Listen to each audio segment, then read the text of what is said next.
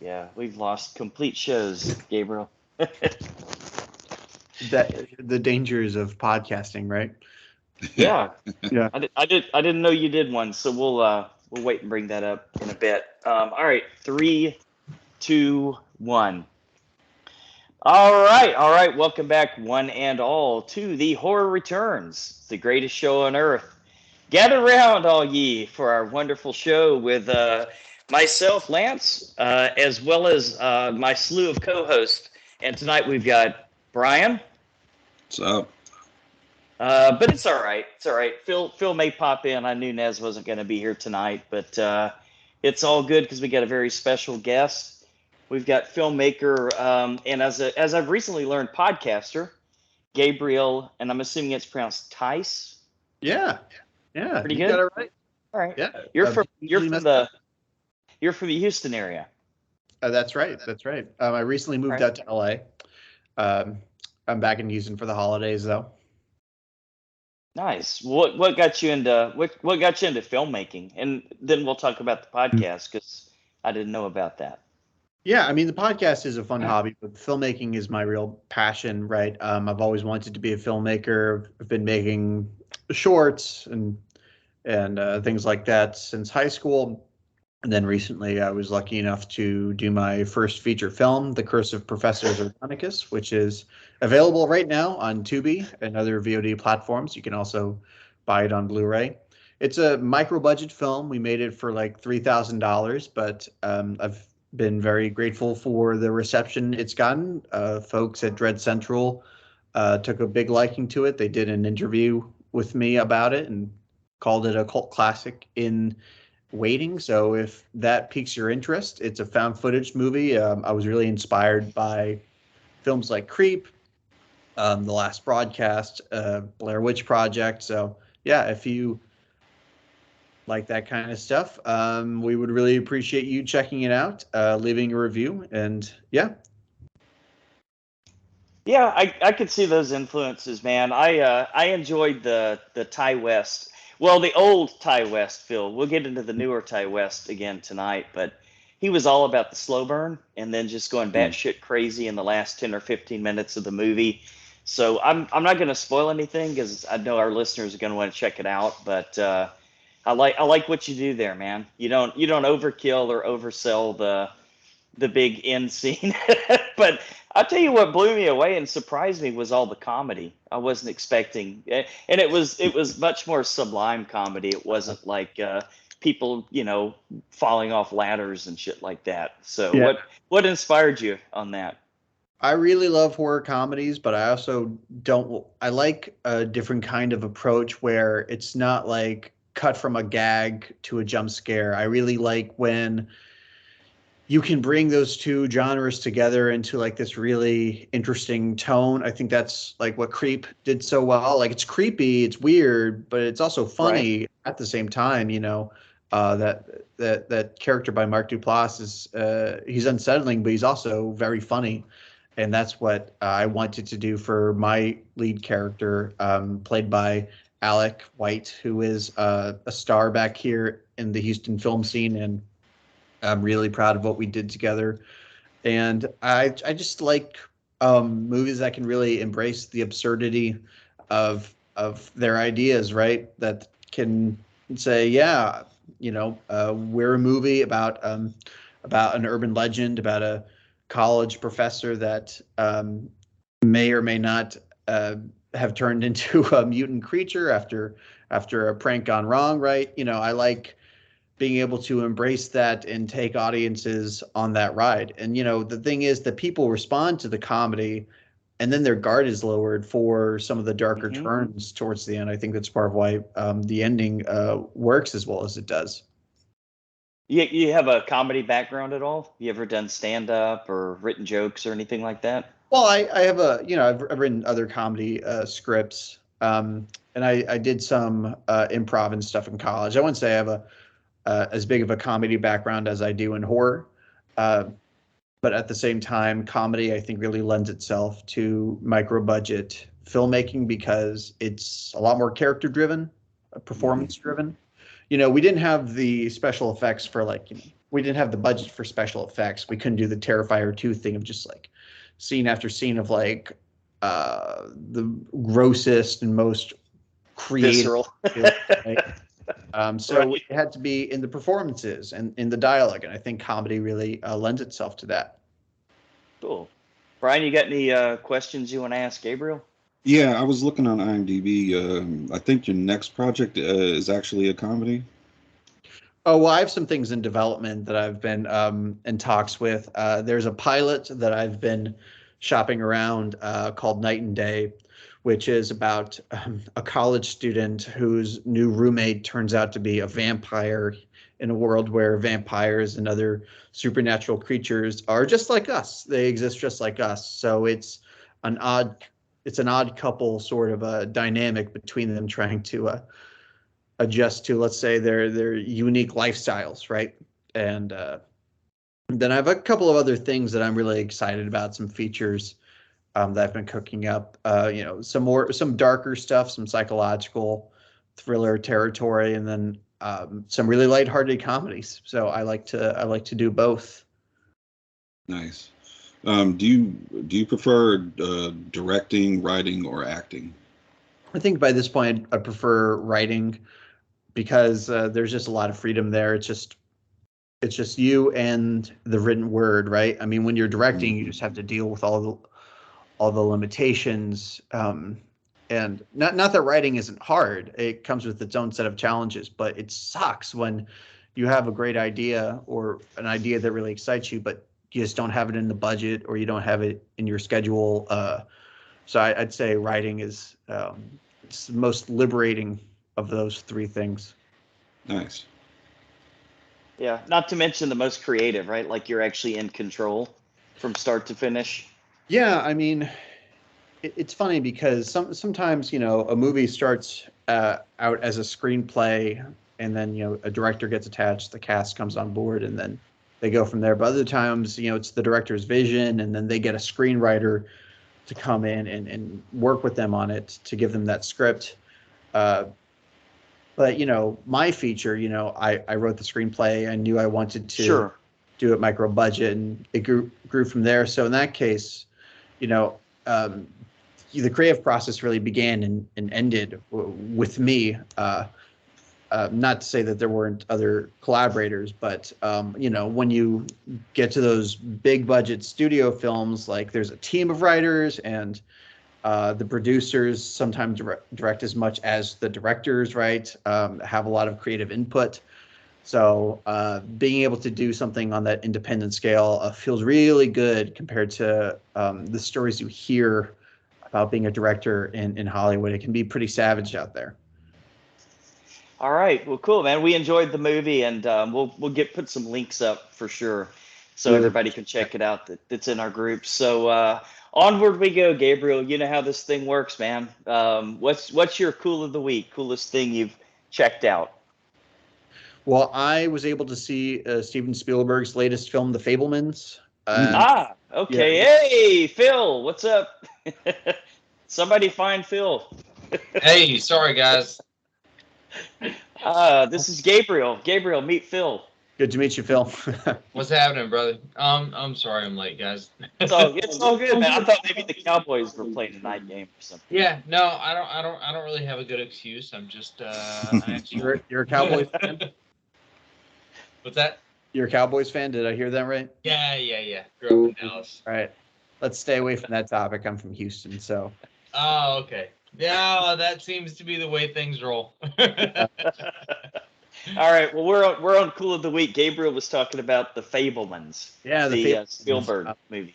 Yeah, not a horror, obviously, but Steven Spielberg came out with this very autobiographical, almost like a memoir based on his early childhood, which was full of all this family drama, and it shows his process getting into directing. I thought it was so well made, and I'm biased because I'm on that same journey too, right? Trying to be a filmmaker. So it was just a really emotional movie because I was able to relate to it so directly. But I mean, it's Spielberg, and he just fucking kills it. I think people forget just what a great director he is sometimes, because he's so big now. But I mean, I put his talents up there with a Scorsese or somebody like that. I think he's that good.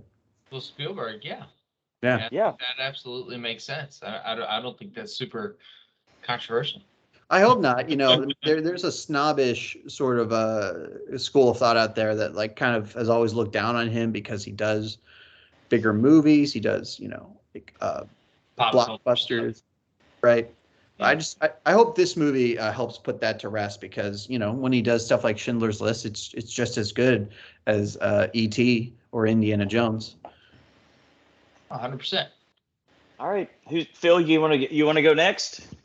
Oh Cowboys. yeah, man. Let's see. Yeah, Cowboys are a big one right now, and I'm sorry for the Texans.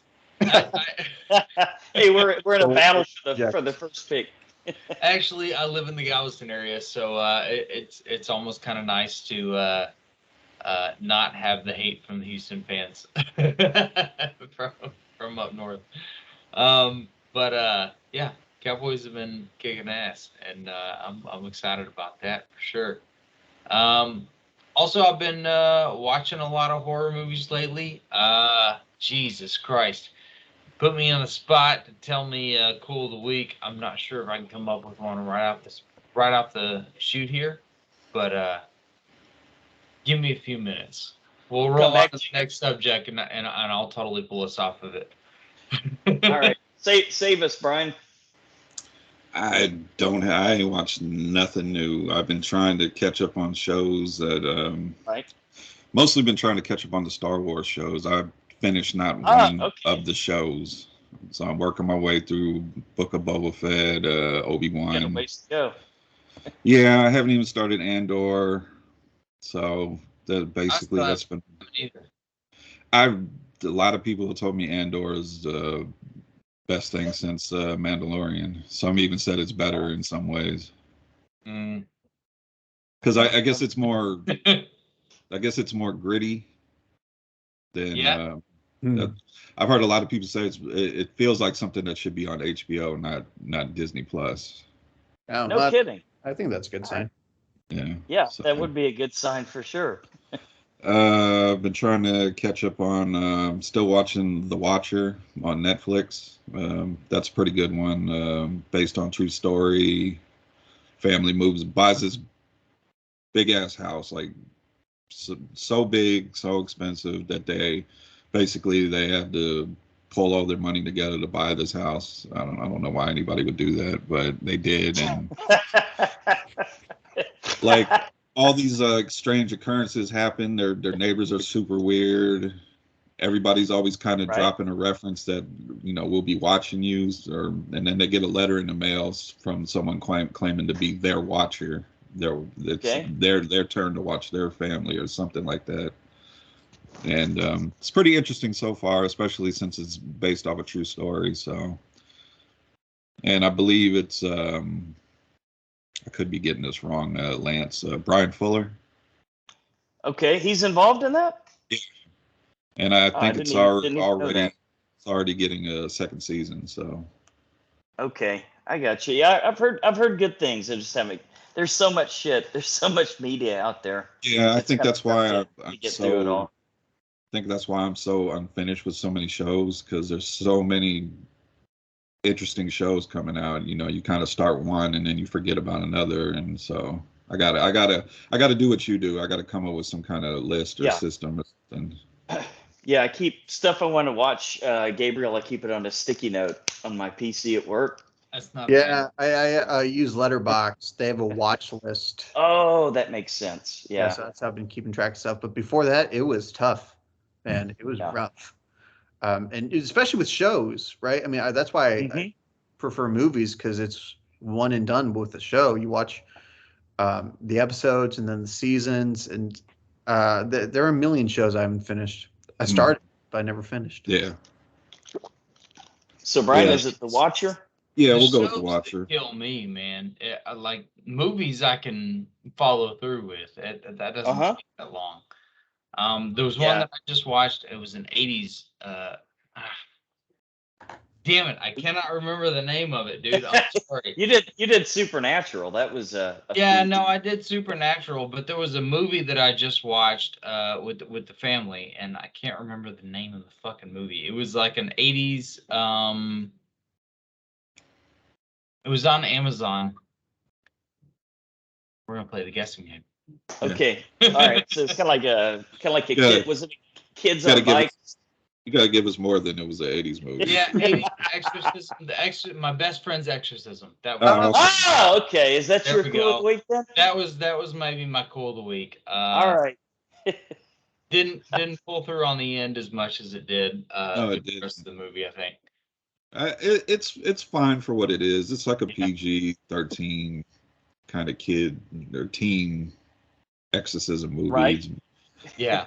If you're from the 80s, it'll hit you with the nostalgia from the 80s with the music and the clothes and it was all right. At the end, I think just they didn't bring it home. Fell flat. That's really what killed that movie. Okay. All right, so that's it for you, Brian? Yeah. All right, I'll throw some love at. I haven't watched much this week at all. It was the opposite of last week, except these fucking Christmas movies that I have to watch with my wife every year. But I'll give some love to Anne Rice's Interview with the Vampire on AMC. Got a lot of blood and gore, violence. It is set in a different time.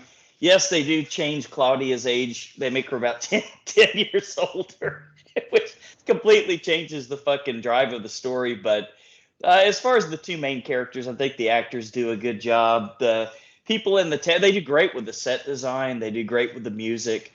It's early, not turn of the century, but probably I'd say like 20s or, roaring 20s or 30s in New Orleans.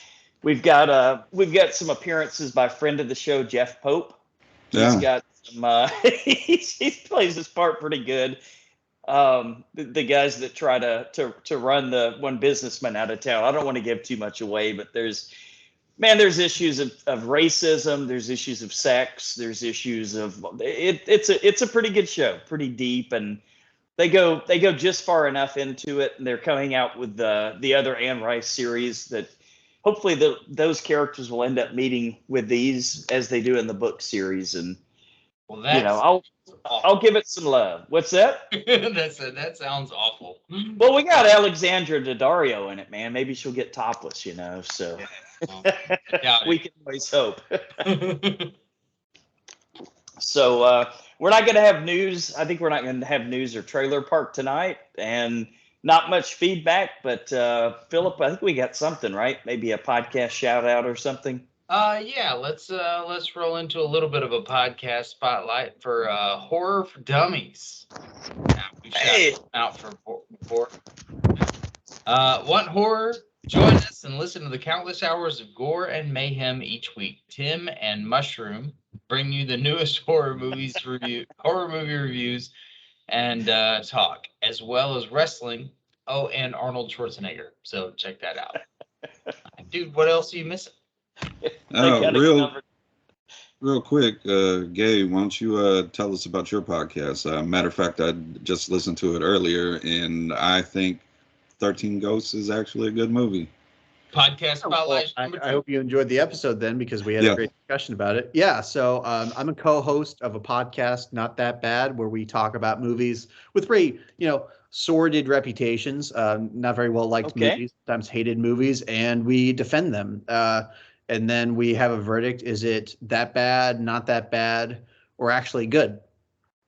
So we started out talking about like horror movies, like sequels that are not well liked, such as Halloween 5, Revenge of Michael Myers. But then we've started to broaden our scope, and we've talked about Alien versus Predator, or we still do a lot of horror like 13 Ghosts, but it's really, any movie that has less than a 3 on Letterboxd is eligible for our show, no matter the genre or any of that. So, and we always like to take suggestions. So if you guys ever have a movie that you would like to see us tackle, just leave it in the comments.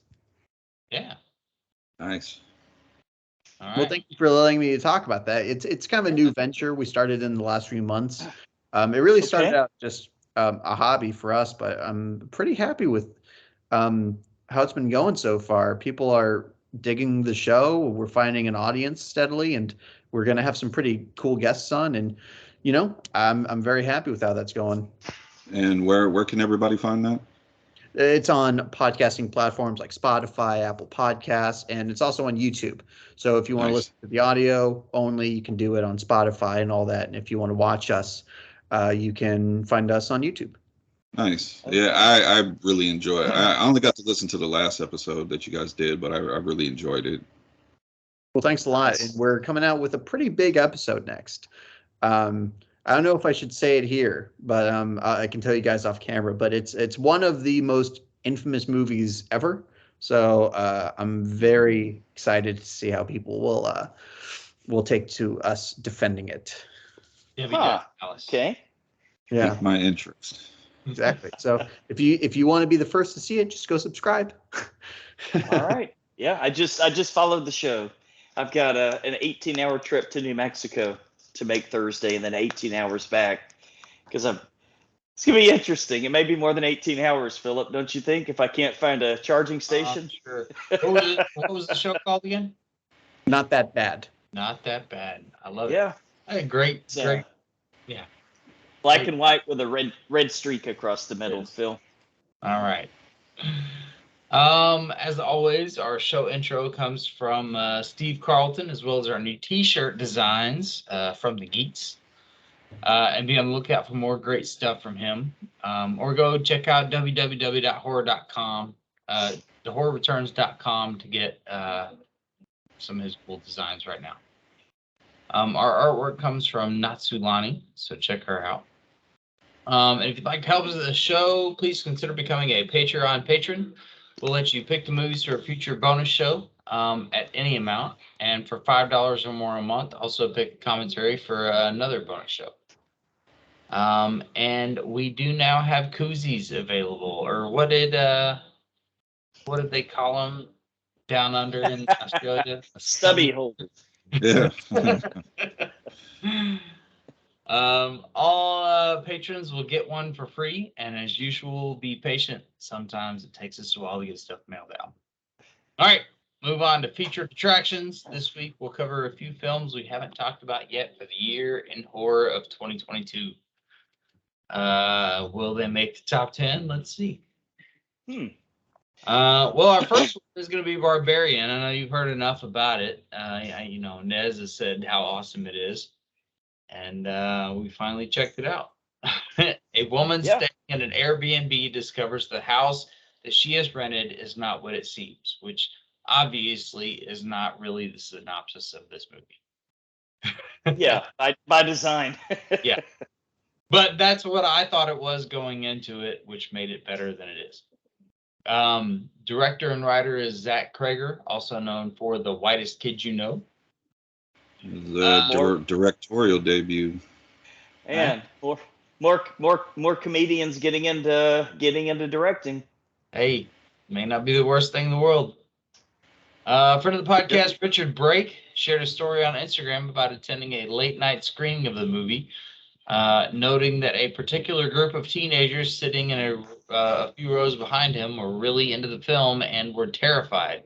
When it was over, they were leaving the theater using the flashlights on their phone, and when the light accidentally caught Brake's face, the teens recognized him from the movie and screamed and ran from the room in genuine fear. Richard is a great actor, man. He's scary. I love him. I was probably a little freaked out if I met him in real life. The perpetual bad guy. Although he does a really fun role in The Munsters, which I don't know. Yeah, very very Vincent Price, wouldn't you say? Yeah, old school, hamming it up, having a great time. I loved it. Yeah, love Richard Brake, man, great guy. The film was set on 476 Barbary Street. The year 476 was when the barbarians invaded Rome. And director Cregger insists this is unintentional and purely coincidental. Sure. Barber Street or Barbary Street. Like a barbarian. Yeah. Okay. All right. I was wondering how they were tying that back to the Right. to the title, because it's, I don't know how much it matches to begin with. The Open to title still doesn't make interpretation. sense. Yeah. So how are we doing this week? Because we It's got gonna be 3 tough. movies that came out this year. Do we Yeah. hit the spoiler alert now, or are we gonna really? Are we really gonna hit it 3 times? Brian, you decide.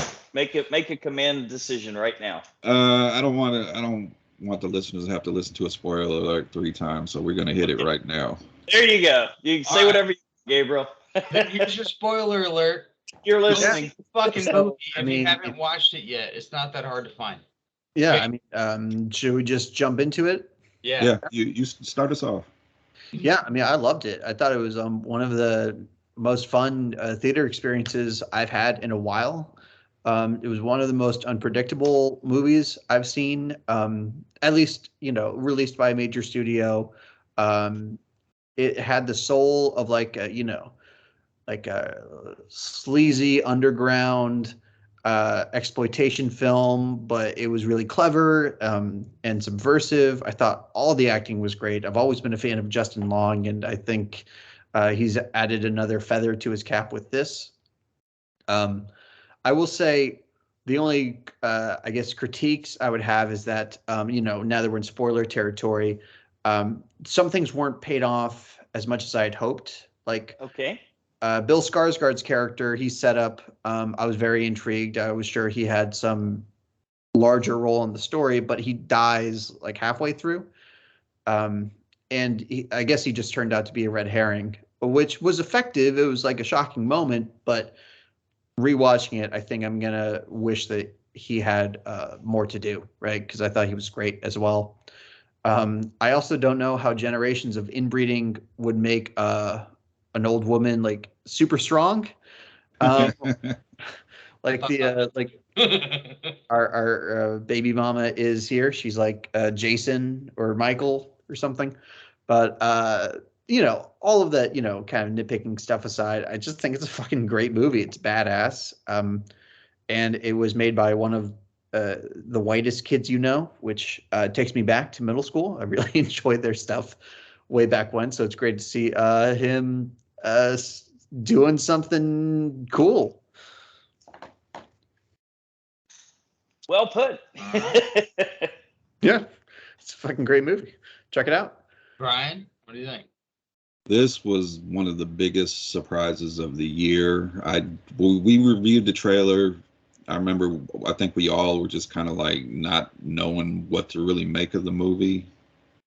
And then I think we didn't really have it on our radar after that. But then when it came out and everybody was just,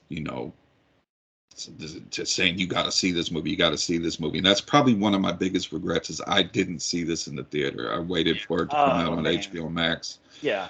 And just the way the movie played out this is a movie you had to see in the theater. And it was, like I said, I was just taken back by it, how much I was into it. The main actress, I don't have her name here. I thought she was great in it. Yeah, they fooled me with Bill Skarsgård because I really thought they were leading somewhere with that character. All the little coincidences of him and her having this connection of him being, this jazz musician. Oh yeah, felt like a setup. Yeah, it did. And then just the way he died, and I was like, oh wow. And then it just completely cuts to Justin Long like it's a whole nother movie. And I like Justin Long character. I don't like his character because he's a piece of shit. But I like that he plays it? I like that he played a piece of shit because he always plays a nice guy. He totally did it right. And he he did it. And he was a piece of shit up until you thought he was going to redeem himself, and then he just went back to a piece of shit all over again. And man, him in horror movies, he just can't save his eyes for nothing. And yeah, I do want to know how you make a superhuman strength,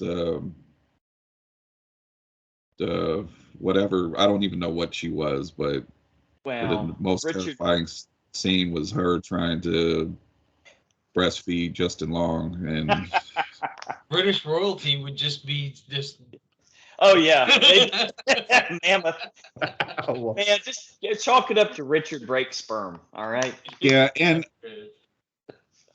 I'm kind of on the fence. I kind of want to see a prequel of Richard Brake's character, but then again, I don't want to see what his character was alluding to doing to these women. Yeah. And to the children. So, but I feel like there's so much more that went on when we get the flashback to Richard Brake, but between that time and the present time. And I just kind of wanted to see how they were able to stay in this place for all this time while this neighborhood just slowly, became run down. I just kind of wanted to see that story. But I was totally fine with what we got, and even the ending was outrageous. Yeah, loved it. All right, Lance, what do you think? All right. Well, see, Gabriel, that's one point that you and I kind of disagree on with the character of Skarsgård's character, because I think that the way they did it was perfect, because they completely rope-a-doped you into thinking this whole time. I thought, okay, he's doing something.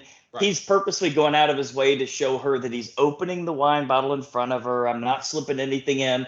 Slowly, yeah, they got this jazz in common. It really felt like a setup. And so to me, at that point, when you get to the end of that first act, right, and all these weird things that they're finding underground, and it's just like, okay, he's luring her in there. Like, I was sure of it. I just knew he was luring her. He was part of some group or cult, and he was pulling her in. And then all of a sudden, you see him get his fucking head bashed into the wall, and it's like, holy shit, he's not part of it. And then it's like a whole different movie. I almost kind of thought maybe the movie it freaked me out so much in the theater. I thought maybe the movie was over. Did you guys get that feel right after that scene? Because it was fade to black, and I kind of thought the credits were about to come up. Well, I hope it wasn't going to be, because it was like I 30 don't know. minutes in. I know, but I just wasn't paying attention to the time. What about you, Gabriel? No, I knew Justin Long was in it, so. Okay, I didn't know that. I didn't know where's that. Justin Long? Okay.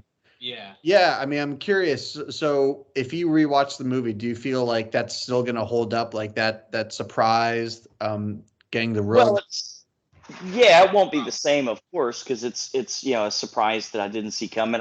This is one of usually my films that are contenders for top 10. Gabriel, I'll rewatch them at least once before the end of the year. Like, one of them is already kind of fallen out of the top 10. A couple have, definitely cemented themselves.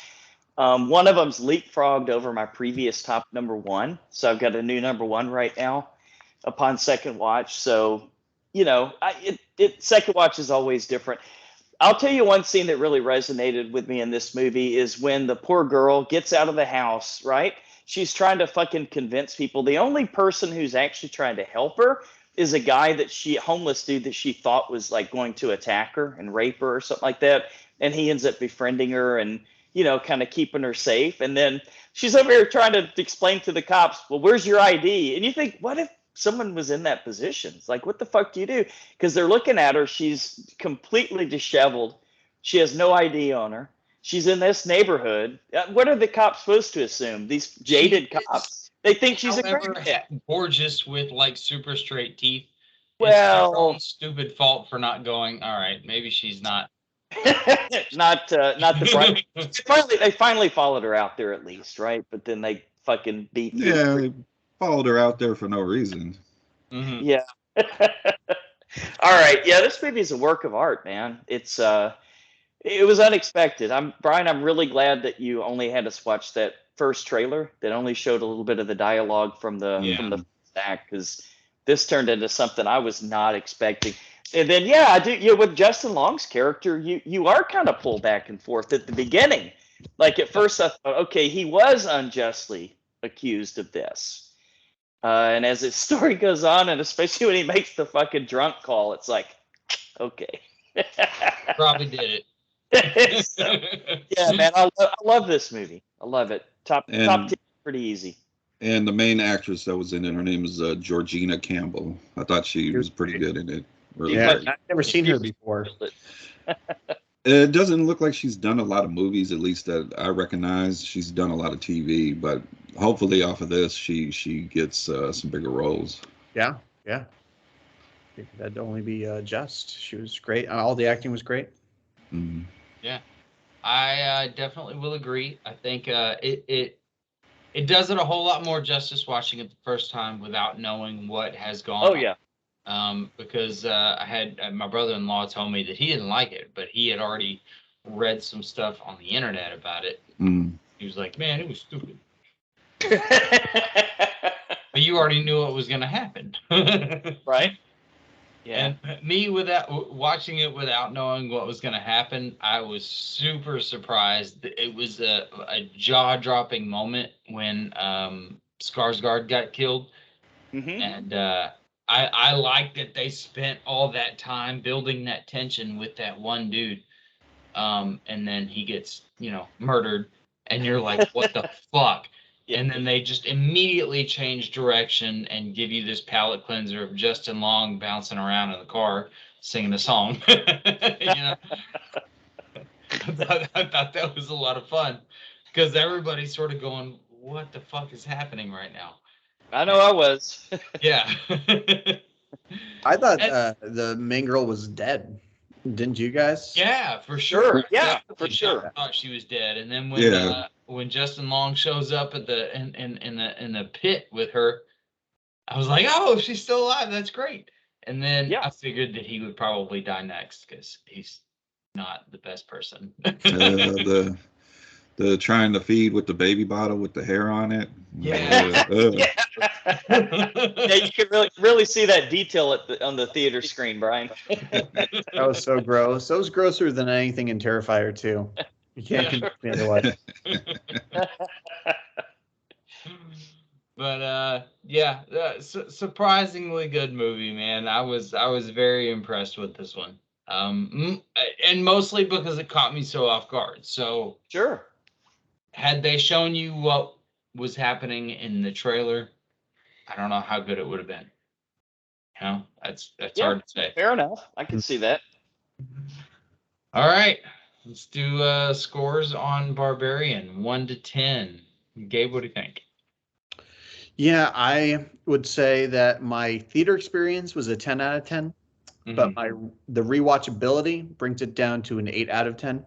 Okay. Some movies, really do just want to hit you hard in the theater, and they want to just deliver that kind of experience. For me, rewatchability is pretty important. I'm not sure when I'll rewatch this, so that's why I would feel wrong giving it anything above an 8 out of 10. Okay, fair enough. That's fair. Brian, what do you think? I can see what you're saying, but I'm going to meet you in the middle. I'm gonna give this a solid 9. It was one of the biggest surprises of the year for me. I enjoyed it just as much as I did the first time I watched it on the rewatch, and I thought the performances and the story was great. Did have some wanting to follow up more on certain parts of the movie, but then the movie would have been like 3 hours, It would have been Terrifier 2. Yeah, so I'm thinking about it now. I'm fine with it, so it's an easy 9 out of 10. Lance? Yeah, easy 9 out of 10. I don't know more. Yeah, I don't know what more we can say about it. That's more comedians need to start doing horror. I mean, we might have just had a little hiccup here with this third Halloween movie, but other than that, it's been pretty fucking solid, man. Like Jordan Peele has done no wrong, and who else have we had that's gotten from comedy? Gabriel, Brian, or you guys think of anybody else that? Well, he didn't write it, but he was one of the producers. Will Ferrell was one of the producers of The Menu. So he's kind of getting in the good for him. Chris Rock, he did. That's right. How could we forget? Yeah, the Saw movie. I can't remember if he wrote it. I mean, he was really involved in the creative process, and obviously he starred in it, so I'd say that counts. And that was, that was a good return to form for the franchise. Yeah, I don't know if he wrote it, but I think it was based off an idea he brought the studio. So I know he pitched something. Yeah. Okay. Yeah, that's a good one. It's a good one. What if there's a trap where your wife tells you it's good?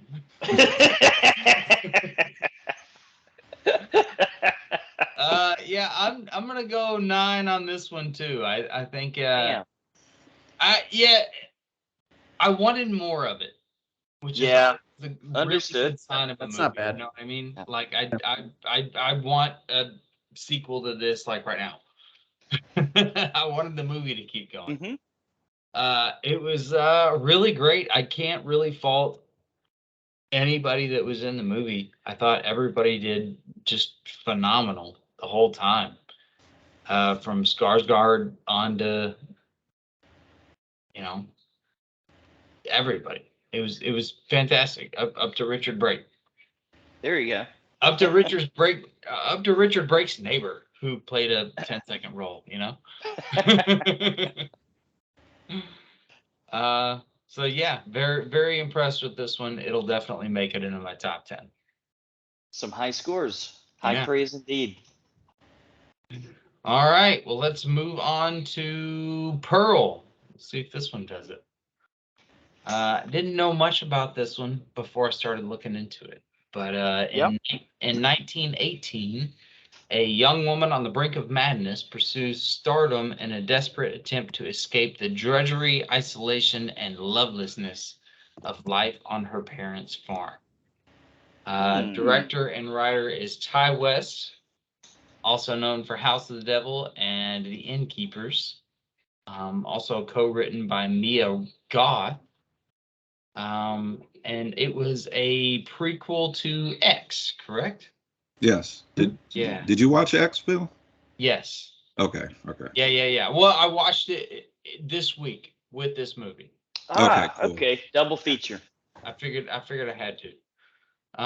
Tandy Wright, who plays Pearl's mother, was the intimacy coordinator on X. Intimacy coordinator.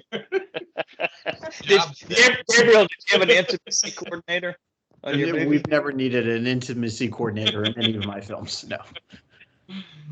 And was offered the role of Ruth as the shoot on the first film was wrapping up. According to Ty West, she learned German for the role in a hurry and became so convincing in her accent that she fooled 2 German members of the crew.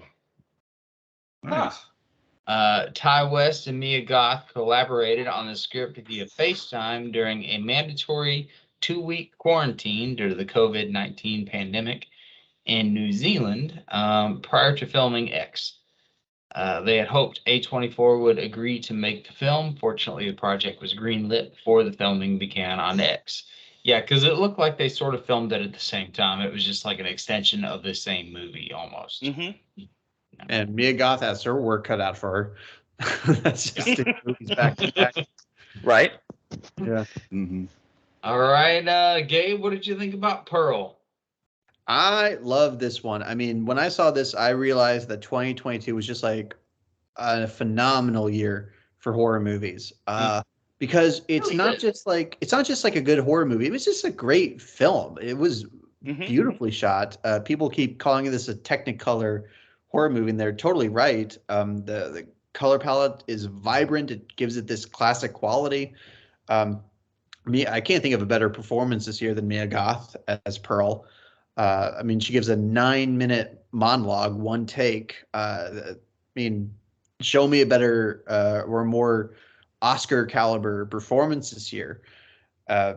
It's really interesting. I don't even feel like this was a real prequel to X. I feel this was a story Ty West really wanted to do, and I feel like the most sure way he could get it greenlit would be to tie it to this successful movie. That being said, I do think it would make a great double feature. I think the character of Pearl is probably going to become something of an icon based off the strength of those 2 films. And if we're getting into spoilers, it has one of the best sort of just descent into madness spirals I've seen, right? I mean, because it starts with an accident. She accidentally shoves her mother down the stairs. But it's like fucking brutal. Just that's the great thing about sound design. You feel every like clunk, clunk, clunk. And then by the end of it, when she like walks outside and just picks up her axe so she can fucking hack her cousin to death. We were talking about comedy and horror before. I mean, Mia Goth is so funny when she's doing this shit. It's so banal to her. It's like housewife chores. So you know, this movie was genius. You know, I'm a pretty big Ty West fan. I think this is my favorite film of his, which is saying a lot, considering how Devil is like, you know, a modern classic to me. So yeah, just can't say enough good things about this one. All right, Brian, what do you think? I really enjoyed this one. I don't think I enjoyed it as much as I did X, but Mia Goth killed this performance. I thought she was just great from start to finish. Gabe, like you said, her descent into madness, it was just, you know, progressing throughout the movie until the end, up until the end credit scene, which was very unsettling. That just smile and trying to hold that smile throughout the whole credits. I thought that was just crazy right there. Yeah, Pearl definitely has some problems. I mean, she's in her own little fantasy world of, you know, when she's practicing her dance, you know, she's performing it in a scene from a movie or in front of a crowd. And sure. Then you got the whole sex scene with the scarecrow. And the projectionist face appears on the scarecrow, and then she yells at him. She's like, "I'm married," you know. I'm just like, okay, but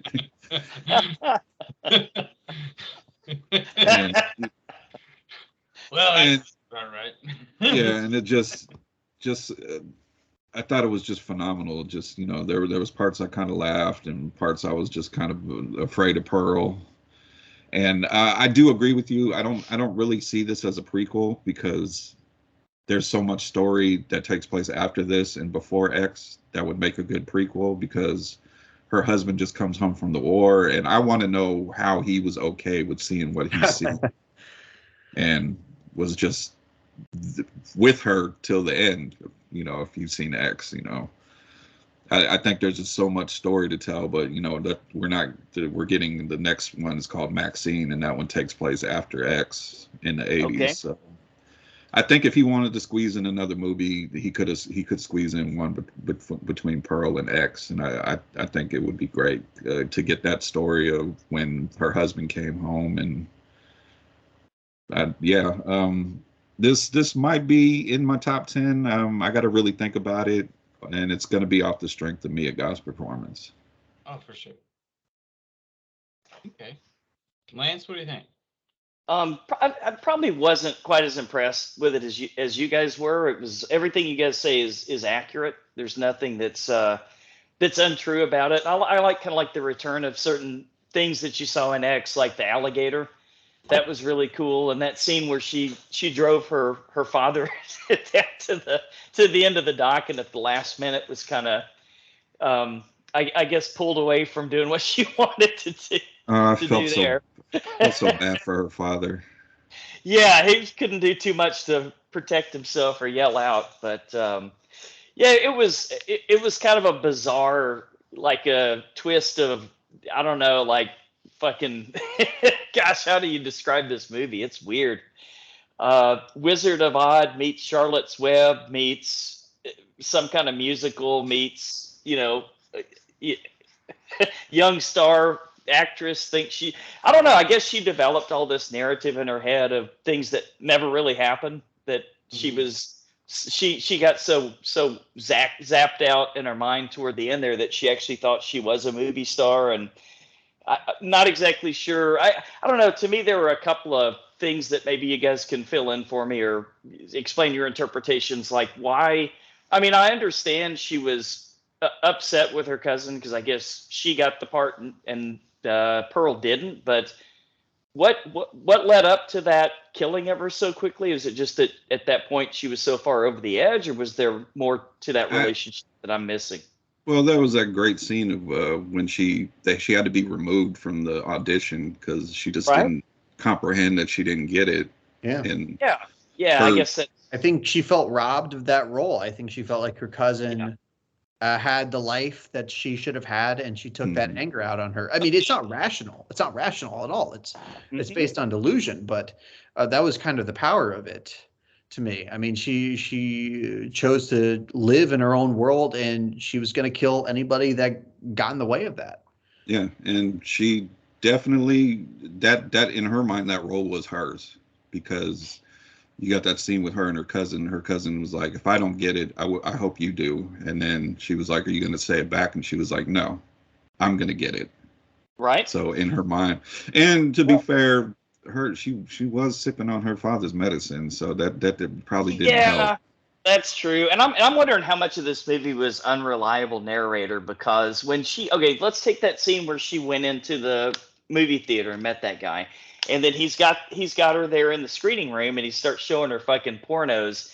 And I'm like, he really didn't go further than that with her. Something must have happened, you know. I mean, I don't know. I think that we're seeing the story the way she remembers it, and she's kind of seeing herself as the star and the innocent person here and whatnot. And yet, surely a rape occurred there. I don't know. I really thought it was going that way. I was starting to get super creeped out. And then when she just kind of left and said, "Oh, bye. It was really fun watching your movie," I was like, "Okay." I don't think it went that far. I think he was just actually he was just a gentleman that happened to have some what are they called stag films. Stag films. And he was telling her this is going to be the wave of the future, and she was intrigued by that. And a new era, you know. Because he wasn't working at a porno theater. He was working at a theater, and, you know, this was a new type of film that was being shown in places. You know, this is before the Hays Code. This is at a pretty, you know, there's a war going on. This is at a really peculiar moment in American history. And I don't know. I took that scene at face value. I really at no point because like in American Psycho, which is an unreliable narrator movie, you know, there are moments where something about what we have seen is directly contradicted to give you the hint that there's like a delusion going on. But I didn't pick up on anything like that. You didn't get that here. All right. Yeah, just kind of weird. And I definitely didn't while I was watching it, I didn't get the impression that it was as far back as, you know, I thought maybe it was World War II or something. I didn't realize it was World War I. So this was, and then I got to thinking, okay, well, X is set like in the 70s, right? Late 70s, I think. Yeah. So that made it make a little bit more sense. But I enjoyed it. I mean, definitely liked it more than I didn't. But I'm more of a the House of the Devil Ty West fan than these new things. Like I enjoyed the one that he did of the cult.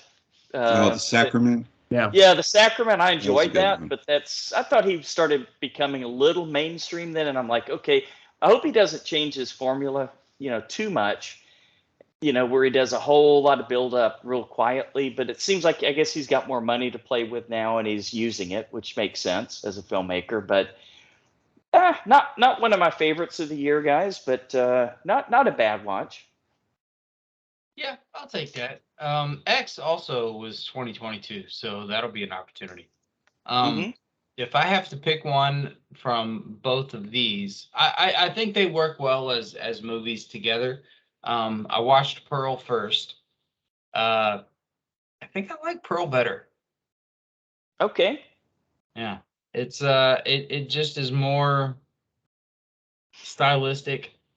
And like when you said Wizard of Oz, I was like, oh, yeah, that makes sense. It's got kind of a Wizard of Oz sort of style to it. Like, this is crazy Dorothy. Ty West does make you feel like you're in that era, just as he did in X, how you felt like you were in the 70s. And I don't know if you guys seen the teaser for Maxine. It had that 80s VHS retro kind of feel to it. So he's definitely making you feel like you're in that time period with each film. That's what he did with House of the Devil. I mean, that's one of the most authentic throwbacks I've seen, at least, you know, in the horror agreed space. Yeah. Well, and the Pearl kind of felt like a love letter to just cinema. I mean, that's so generic. That's so stock to say. But I wasn't expecting it, was the thing. It really, felt like a covert love letter, if you will. You know, I mean, this tradition of cinema has gone from World War One through the 70s, and specifically, I think he's like talking about exploitation movies. You know, the SAG films, and people in X are making a porno. So I think it's his tribute to that slice of movies, these underground sleazy movies.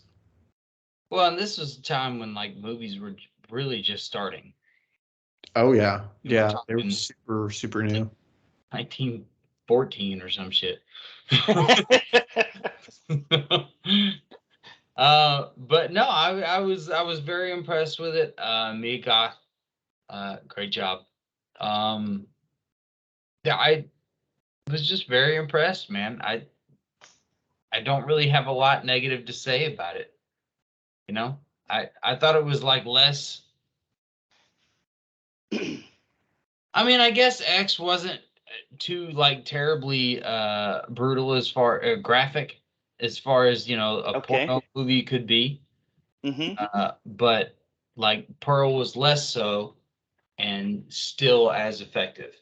More sublime, right? Yeah, and more like internal craziness than Psycho Killer. So I like that. I thought that was pretty cool. All right. Let's go scores. Gabe on Pearl. What did you think? 1 to 10. I give it a 9 out of 10. Yeah. All right. Yeah. Wow, a lot of high scores tonight. Oh shit. That's how good of a year it has been. Yeah, right? I agree wholeheartedly. For horror stuff? Yeah. Yeah. Brian? I'm gonna give this an 8.5. I didn't like it as much as I did X. Actually rewatched X, and I think I liked it a little bit more than last time you and me talked about it, Lance. And but I love Mia Goth as this character, Pearl. I think even with her being involved in writing this movie, I think, you know, this character is very special to them, and I know what happens in X with Pearl, but I just think there's so much more that we can get out of this character, and hopefully after Maxine, maybe if Maxine does well, they'll kind of dip back into the Pearl storyline and kind of see where it goes from there. So, but yeah, definitely solid 8.5. Okay, Lance, what do you think?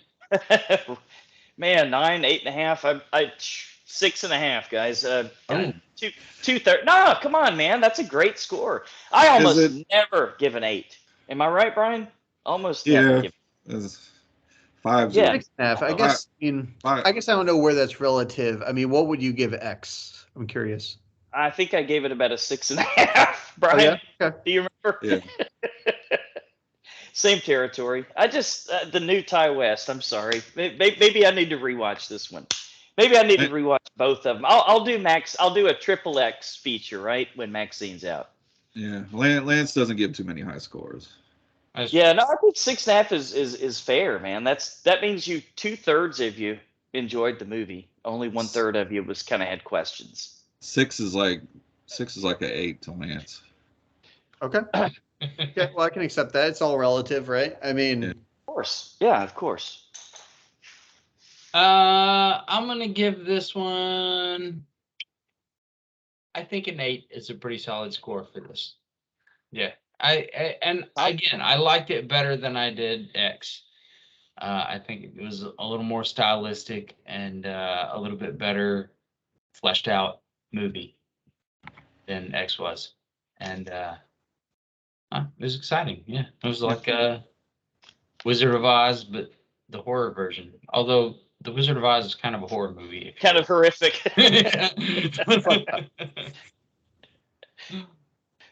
All right, let's move on to Terrifier 2.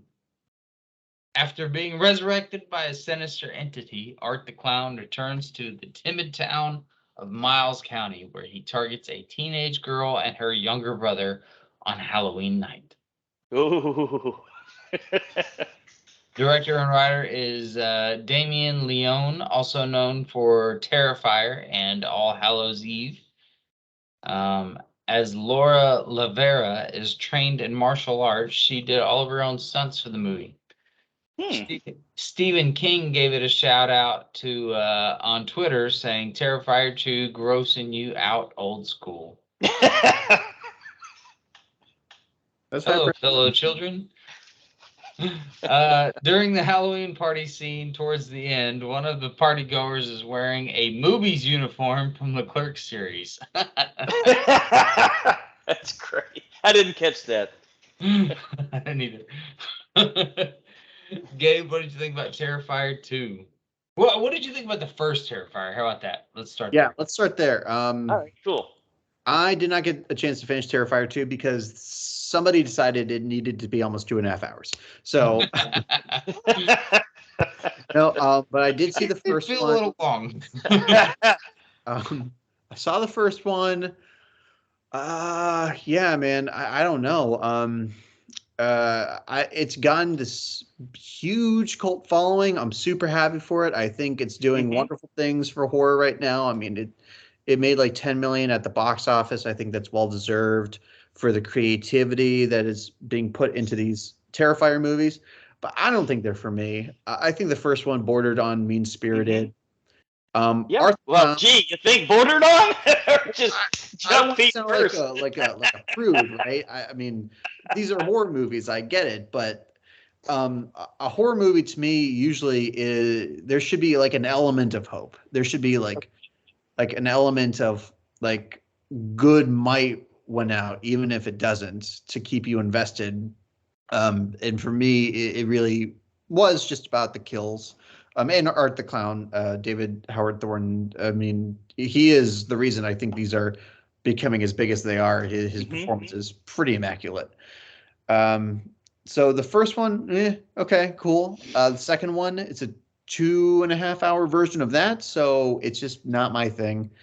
It grossed me out for sure. I didn't have that. I didn't have a deeper reaction than that, to be honest. And I laughed at a few of the Art the Clown gags. Yeah, that's good. That's good. Yeah, I'm like halfway through it. Okay. I mean, so you got another 2 hours, huh? Yeah, so maybe there will be something in the back half that perks me up, but that's how I was feeling so far. Well, or at least, somebody who has done something wrong and is getting their comeuppance, Yes, that's always fun to see. A good portion too. This one is just killing for killing. Right. Brian, what do you think? The tagline for Terrifier 2 should have been what the South Park movie was: bigger, longer, uncut. Good. So, I really enjoyed the first one, and I will have to say I really enjoyed the second one. It was just more of Art the Clown. And see, the guys know I can watch slow burns and be entertained. I can also watch it be like Terrifier and be entertained.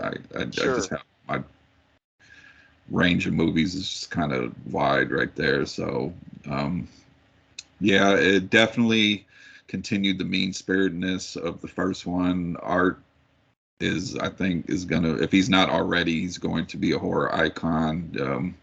We also got to talk with David Howard Thornton, super nice guy, great actor. Yeah, I can't wait. He's not scarred at all. Now, I was on somebody's podcast recently, and they also got a chance to talk to him. So I know he's like really great about connecting with the fans and the community. I hope to get the chance to speak with him someday and tell him how much I really genuinely enjoyed his performance. I think, because that's the thing about these horror franchises. I mean, the villains are the star. I mean, that's sort of always been the case. And I think Terrifier is like carrying that tradition. Yeah, nobody walks around with a Laurie Strode T-shirt on, do they? Not me. Yeah, no, you gotta hit. Sorry to interrupt, Brian, but real quick, Gabriel, Texas Frightmare, dude, in May in Dallas, you gotta hit it. I'll try, man. Yeah, if I'm back in Texas around that time, I'm ping-ponging between there and LA at the time being. What was I gonna say? Lauren Lavera as the main yes, main actress in this. She was great. She looked good. She kicked ass. I was rooting for her all the way to the end. The brother, though, I wouldn't have cared if he got it early on because he was kind of irritating throughout the movie. That's where the editing could have happened, Brian. Yeah. Is that what brothers are supposed to do? Yeah. I really appreciate the old school approach to using practical effects. It was, practical effects throughout most of the movie. There was a little CG here and there, but some things you can't do practical. I just want Terrifier 3. With the fucking weird ass ending, I was just like, what is happening? What does that mean? Give me Terrifier 3. And real quick, shout out to Chris Jericho for being in the after credits scene. Yeah, no, they showed him in the credits, and I was like, where is he? Yeah, I was like, there's no way you can miss Chris Jericho. And then the after credits scene, I was like, oh, okay, here you are. He was wearing the Movies costume. Yeah, which Chris Jericho is a big horror geek, so it was cool that he got to be in Terrifier 2. Yeah. I think I agree with both sides of this one. It was, as far as horror slasher, like Jason like icon. I think this actually works. It's one that we haven't had in a long time. Like I can't remember the last really good horror villain that's going to be a staple in horror forever. I think the last one might be Jigsaw. Who? What? Jigsaw? I think that might be the last one. Yeah, Jigsaw, or probably. maybe Sam from Trick or Treat. But Jigsaw had a whole franchise. I think that's the test. Sam had a second movie promised for about 10 years now, Brian? Yeah. Crossing my fingers. Yeah. I mean, he says something every year, so hopefully this latest news that he said he's actively working on it. So hopefully. Well, and from all the, Slender Man, Bye Bye Man. Oh, God. Bullshit movies like that have come out that are terrible. I think the one that I like as far as independently released ones that I felt like could have been something was Victor Crowley from the Hatchet movies. Yeah. Oh, okay. That was pretty. That almost caught on. How about Smiley, Brian? You said he was quite iconic. Yeah, did I? But it's not really a Anyhow.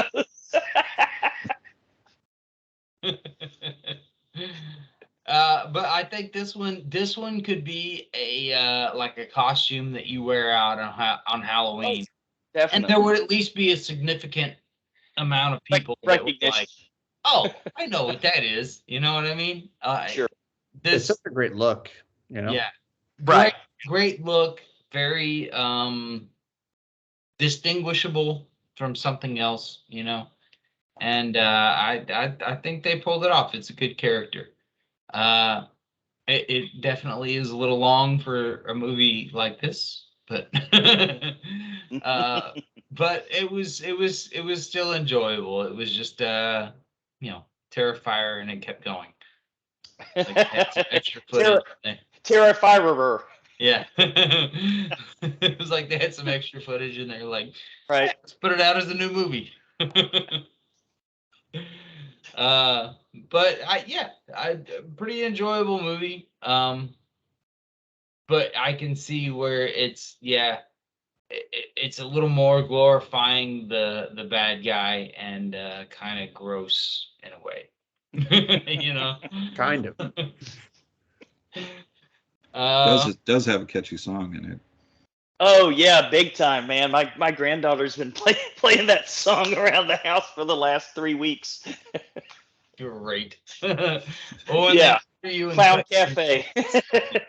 You can decide how you felt about the movie. But for now, we'll go on 1 to 10. Gabe, what do you think? Did Lance give his? Oh, you get yours up. My bad. Yeah, no, it's all good, man. No, this was a long fucking movie. I was real worried. I thought 2.5 hours of Art the Clown was just gonna really be a big mistake, and I thought, man, coming out of COVID, I don't know what the fuck is going on with all these fucking 3 hour long movies. It's like, did all the editors die of COVID, or did they fucking go on strike, or what's going on here? Because there's so many movies that could just do, they could do with a little nip here and a tuck there. And this is definitely one of them. I mean, there's some scene like did the little brother even really have to be there? I mean, maybe we'll get our payoff in the third movie, Brian. What, that he dies? I don't know, man. There's connections here that it just seemed like in 2.5 hours more dots should have been connected. Just my opinion. But all that aside, this is kind of my bag, Gabriel. I did enjoy every fucking minute of it. I mean, I like the mean spirited shit when I'm in the mood for it, and I was in the mood for it, and I definitely love the little girl art clown. I think that's pretty iconic, and they got great visuals in these movies. Don't get me wrong; she was a great visual. Sure. And she's going by the little pale girl. Okay, well, I like it. Great Halloween costume idea. I definitely enjoyed the comedy. I really did. I fucking loved the twisted, mean, evil comedy. It's just this was my bag. It was long. I was worried going in that I wasn't going to that I was going to get like super bored, like maybe an hour and a half, hour 45 into it. That never happened. And they started with the mayhem like right up front. They didn't like even do any build up or anything. They just kind of jumped right into it. There were some very creative kills. Definitely loved the bedroom kill. Definitely loved the lady that was bringing candy to the door. Definitely loved the guy at the fucking that was definitely mean spirited. The one where he went trick or treating and she didn't give him any candy. That went on maybe a little too long. Well, what did you think about when the guy was asking him to pay for his shit at the Halloween store? I mean, did you enjoy that? He pulls out the bag and he's got all the fucking Acme fucking Looney Tunes shit that coming out of his bag. I mean, it's kind of on the guy because at some point you need to just get out of there. Yeah, I was gonna say realistically, it's time to bail on that conversation. Yeah, I'm a sucker for a carnival setting, like finales that, like, I love that movie, The Carnival, that was based on the book, but nobody knew that it was Dean Koontz the whole time until after the movie came out. I enjoyed every bit of it. I didn't love it. Certainly didn't. I didn't hate any of it. I never got bored. I never got tired of it. Stuck around to the end. There was a lot of shit that didn't make any fucking sense to me. It'll either be explained in the third movie or it won't. But there was stuff in the first movie that didn't totally make sense to me either. Well, and I think it's not to cut you off, but I think as far as runtime on the next one, I think we'll be safe because I heard the idea is so big for the next movie, he might split it into two. Oh God! So just be one long movie. So. Okay. All right. Potter now. You gotta split it up into two movies. Yes, that's right. It's so epic. Too big for one. All right. That's all right. There we go, Phil. You wanted to do scores. Have a trilogy. All right. Scores. Gabe, what do you think? Well, I haven't finished it yet, so I would feel wrong giving it a score. That's fair. Yeah. I'll say I will be surprised if it gets above a 7 out of 10 for me. That's my projection. Seven's good. Seven's a good number. Seven's, I mean, for me, that's pretty good. Yeah, and I respect. I feel like it upgraded a lot from the first movie in a lot of production value metrics. Like, I do think the cinematography, the lighting, a lot of those things, it was an upgrade. So I should also mention that when comparing it to the first. So yeah. Okay. All right. So 7 possibly. 7-ish, maybe. Yeah. All right. What do you think? I'm giving out high scores all night. This is an 8 for me. I had fun. Damn, wow. Thought the practicals were great. kind of enjoy Art doing his thing, and Lauren Libera, I just can't wait to see what she's doing next. You know, I think she's relatively new to acting, so I'd like to see what she's got next. If not just the next Terrifier movie, you know, something else. So sure. And I like the addition of the pale girl. Oh, very much so. Yeah. Whether she was real or not. Lance, what do you think? It's strong 7. Strong 7. Probably won't rewatch it this year, maybe next Halloween or something like that. So this one's better than Pearl then? To me, yes. Yeah, I dug it. I got off on the mean, shitty, gory kills. What can I say? Just like a little. Yeah, it is what it is, man. For what it was, but you can't get anything past. You can't put any of the credit past David Howard Thornton, nor the little girl that played the pale girl, nor our new protagonist. I think they all did a phenomenal job, and as it's been pointed out, there is obviously a lot more money to play with here, and based on what it's been making in the theaters and the fact that it's still running in my local theater means that they're going to have more money to play with. So as well as Smile, Brian. It's actually still in my local theater. I can't believe it.